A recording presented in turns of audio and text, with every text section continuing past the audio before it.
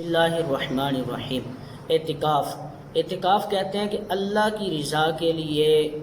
اعتکاف کی نیت سے مسجد میں بیٹھنا، یہ اعتکاف کہلاتا ہے۔ اور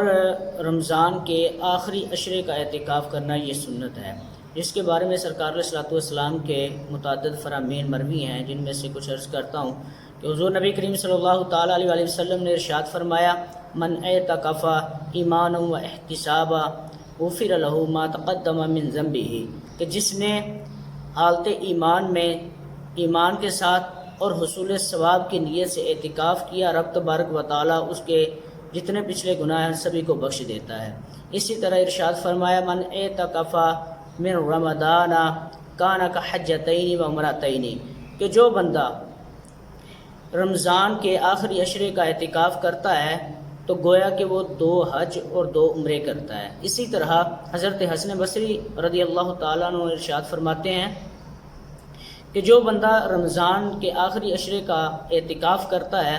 رب تبارک و تعالیٰ اسے ہر روز ایک حج کا ثواب عطا فرماتا ہے۔ اور یہ مسئلہ بھی ذہن نشین رہے کہ مرد کے لیے مسجد میں اعتکاف کرنا سنت ہے، اس لیے کہیں اور وہ اعتکاف نہیں کر سکتا، کیونکہ کرونا کے دن چل رہے ہیں تو وبا کے پیش نظر یہ اجازت نہیں دی جا سکتی کہ مرد جو ہے وہ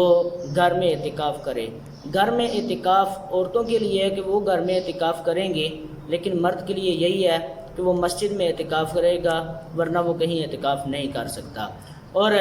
مسجد میں اعتکاف اس لیے کیونکہ تمام کتب فقہ میں جہاں جہاں بھی اعتکاف کا بیان ہوا تو ان میں یہ بھی بیان ہوا کہ مسجد یہ مرد کے لیے شرط ہے کہ وہ مسجد میں اعتکاف کرے، لا اعتکاف الا فی مسجد جماعت، کہ اعتکاف صرف اس مسجد میں ہوگا کہ جس میں جماعت کے ساتھ نماز پڑھی جاتی ہے۔